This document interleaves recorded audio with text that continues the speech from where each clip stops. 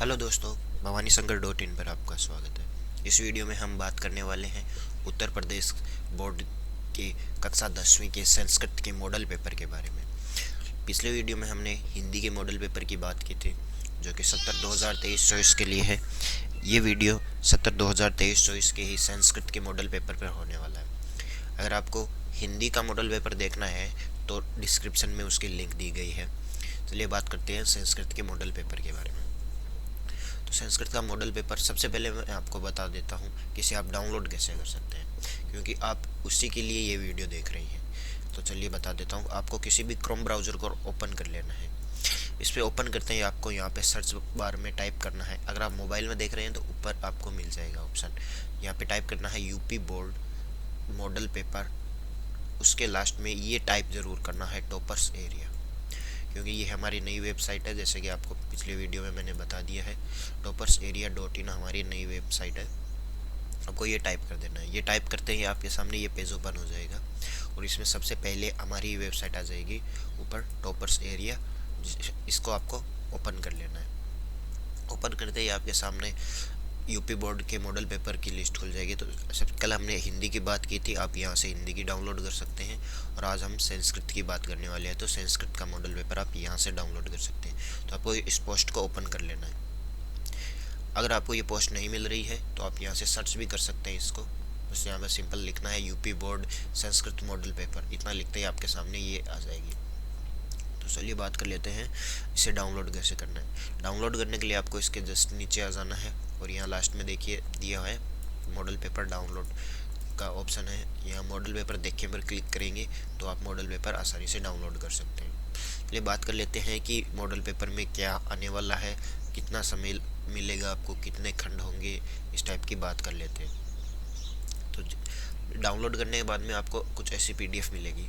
जैसे देखिए, इसके लिए आपको 3 घंटे 15 मिनट का समय मिलेगा और कुल 70 अंकों का पेपर होने वाला है। शुरुआत में 15 मिनट आपको पेपर प्रश्न पत्र को पढ़ना है, जिसमें आपको आराम से उसे पढ़ के ये समझना है कि आपको कौन सा प्रश्न आ रहा है, उसे आपको पहले करना है। उसके बाद इसके दो पेपर में 2 खंड होने वाले हैं, खंड ए और खंड ब। खंड ए के और ब दोनों के दो दो उपखंड होने वाले हैं। उपखंड का नाम होगा उपखंड क और ख। यानी कि एक पेपर है, पेपर में 2 खंड होंगे, ए और ब खंड। उन ए और ब खंडों के भी 2 अलग अलग और उपखंड होंगे, जो कि मैं आपको नीचे बता दूंगा।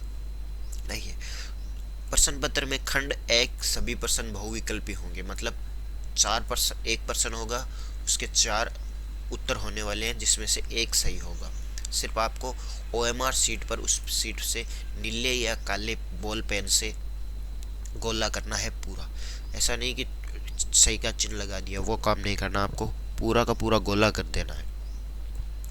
और खंड ए के सभी प्रश्न आपका 1 अंक का होने वाला है। और OMR सीट पर उत्तर अंकित करने के बाद, यानी उत्तर करने के बाद आपको इरेजर या वाइटनर का उपयोग नहीं करना है। वैसे भी आप इरेजर का उपयोग नहीं कर पाएंगे, क्योंकि आपको काले या नीले पेन से ही ये करना है, और वाइटनर आपको नहीं ले जाना है साथ में। उसके बाद प्रत्येक प्रश्न के आगे उसका अंक लिखा होगा, ये बात आपको ध्यान से देख लेनी है। और खंड ब के उपखंड के सभी प्रश्न एक साथ करने आवश्यक है।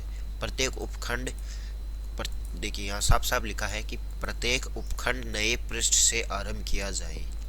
ये बात आपको खासकर ध्यान रखनी है। ये आपको 8वीं लाइन, जैसे आप PDF डाउनलोड करेंगे तो इस 8वीं लाइन को आपको ढंग से पढ़ लेना है और सभी प्रश्न करने अनिवार्य है। चलिए बात कर लेते हैं कि किस प्रकार प्रश्न आएंगे।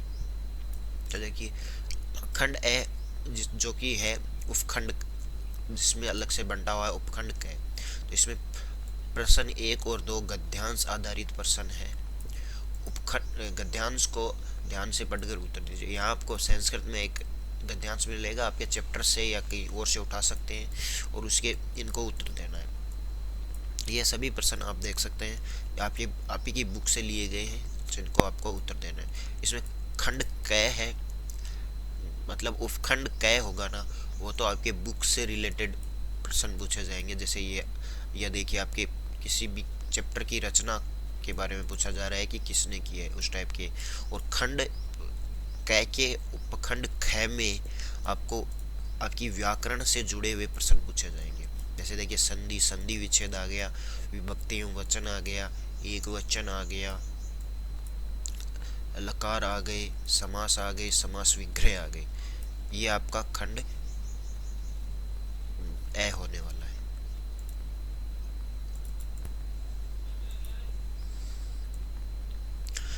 खंड ब जो कि वर्णात्मक होगा, उसमें आपके दो उपखंड हैं, उपखंड क और उपखंड ख।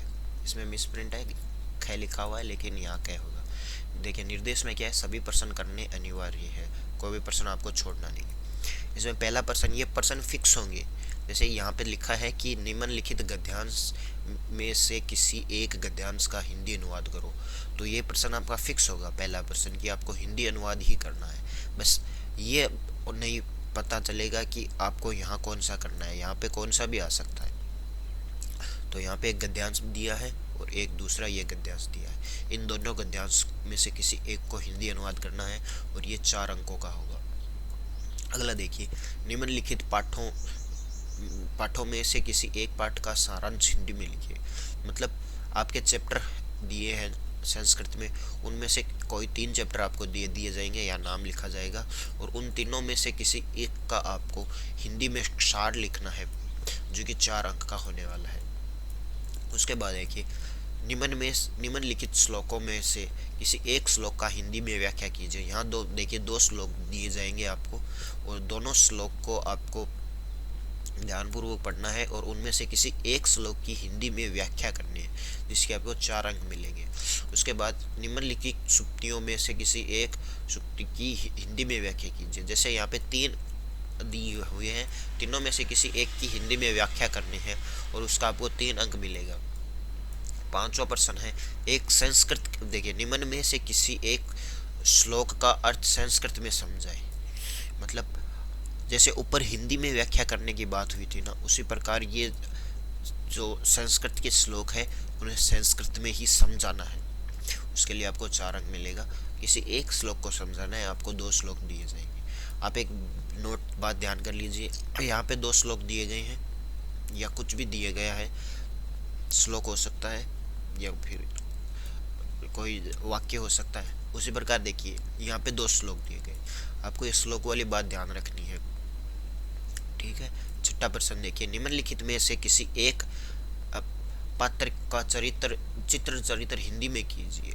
यानी देखिए, गांधी जी का दिया गया है, ये 3 प्रश्न दिए गए, तीनों में से किसी एक का आपको चित्रण करना है चरित्र हिंदी के अंदर, जो कि 4 अंक का होने वाला है। 6वां प्रश्न है, निम्नलिखित में से किसी एक प्रश्न का उत्तर संस्कृत में दीजिए। 3 प्रश्न दिए हुए, उनमें से किसी एक का आपको उत्तर देना है संस्कृत में, जो कि 2 अंकों का होने वाला है। बात करते हैं उपखंड ख की। तो उपखंड ख में क्या दिया गया है, ये जैसे कि आपको मैंने पहले बताया कि कोई भी खंड है उसके 2 उपखंड होंगे, ए और ब या क और ख। तो क उपखंड में आपको चैप्टर से रिलेटेड, पुस्तक से रिलेटेड प्रश्न पूछे जाएंगे, और ख के अंदर व्याकरण या ग्रामर से रिलेटेड प्रश्न पूछे जाएंगे। जैसे कि आपने ऊपर देखा था, मल्टीपल चॉइस क्वेश्चन में आपको पहले चैप्टर से प्रश्न पूछे गए थे, फिर आपकी व्याकरण से पूछे गए थे। उसी प्रकार इसमें भी आपको पहले चैप्टर से प्रश्न पूछे गए थे, अब आपको व्याकरण से प्रश्न पूछे जाएंगे। तो सबसे पहले इसमें जो प्रश्न आएगा वो देखिए विभक्ति का होने वाला है। फिर आपको एक प्रत्यय का प्रश्न पूछा जाएगा, जिसमें 3 दिए होंगे और 3 में से किसी एक को करना है आपको। उसी प्रकार वाच्य का परिवर्तन करना है आपको, जिसमें से 3 दिया होगा और 1 को करना है आपको। फिर देखिए, निम्नलिखित वाक्यों में से किन्हीं 3 वाक्यों का संस्कृत में अनुवाद कीजिए। आपको यहाँ पे 5 वाक्य दिए होंगे और उनमें से आपको 3 का संस्कृत में अनुवाद करना है। इसके लिए आपको प्रत्येक के लिए 2 अंक दिए जाएंगे। फिर देखिए नीचे, निम्नलिखित में से किसी एक विषय पर संस्कृत में 8 वाक्यों पर निबंध लिखिए। यानी कि आपको यहाँ पे 5 ऑप्शन दिए हैं, 5 में से किसी एक को आपको पकड़ना है और 8 वाक्यों में उसका एक निबंध लिखना है। प्रत्येक वाक्य के लिए 1 अंक होने वाला है और 8 वाक्यों के लिए 8 अंक होगा। 11वां और अंतिम प्रश्न है आपका, निम्नलिखित पदों में से किन्हीं 2 पदों का संस्कृत व्याख्या का प्रयोग कीजिए। मतलब जो ऊपर दिया गया है उसी को ही नीचे करना है, लेकिन इसमें आपको क्या दिया है, पदों में से किन्हीं 2 पदों का संस्कृत में। आपको ऊपर 1 का दिया गया है, यहाँ पे 2 का करना है, जो कि 2-2 अंक का होने वाला है। अगर ये मेरे बताए गया आपको मॉडल पेपर समझ में नहीं आया या कोई भी आपको क्वेश्चन रह गया है तो कमेंट में ज़रूर पूछें। अगर हिंदी का आपको जानना है तो वीडियो के डिस्क्रिप्शन में है। अगर मुझसे इसमें कोई गलती हो गई है तो उसके लिए मुझे माफ़ करें, क्योंकि मैं कोई टीचर नहीं हूँ, मैं एक ब्लॉगर हूँ। सिर्फ आपकी मदद करने के लिए ये वीडियो बनाने की कोशिश कर रहा हूँ। धन्यवाद।